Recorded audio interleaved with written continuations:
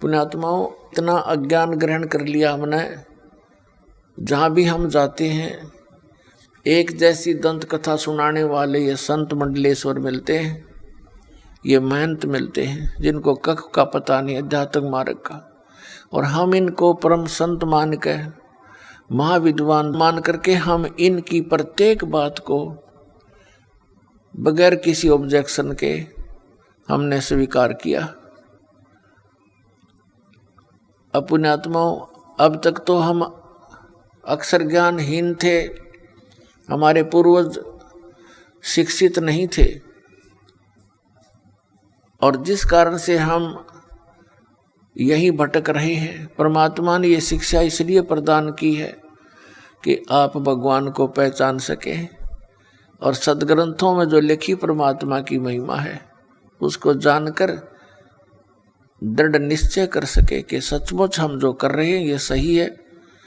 और भगवान कबीर है, परमेश्वर कबीर जी ही अल्लाह हैं, गॉड हैं, रब हैं, वो वास्तव में यही परमात्मा है, सर्व सृष्टि रचनहार, और यही मोक्ष देते हैं, यही हमारे पाप कर्मों का नाश करके इस जीवन में भी हमें सुख प्रदान कर सकते हैं। अन्य कोई परमात्मा, कोई इष्ट, कोई देव हमारे जीवन में आने वाले संकटों का वो निवारण नहीं कर सकते।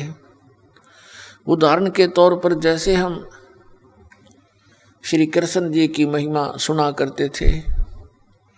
कि उन्होंने सुदामा जी का महल बना दिया, फिर हम सुना करते थे कि श्री कृष्ण जी ने मोरध्वज राजा के पुत्र ताम्रध्वज को आरे से चिरवा कर, जिसकी डेथ हो गई थी, 2 भाग हो गए थे, और उसको जीवित कर दिया। हम इन कृष्णों को देखकर इनको भगवान माना करते थे,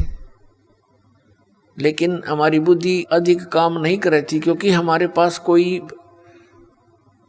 और विकल्प नहीं था, हमारे पास कोई ऐसा मेजरमेंट का साधन नहीं था जिससे इन भगवानों को हम माप सकें, तोल सकें,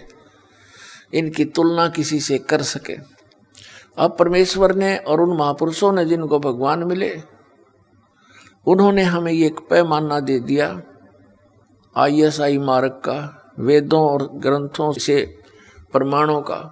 तो ये ISI मार्ग हैं के सदग्रंथ हैं, पवित्र वेद, पवित्र श्रीमद् भगवद गीता और पवित्र उन महापुरुषों की अमरवाणी जिनको भगवान स्वयं कबीर साहब मिले।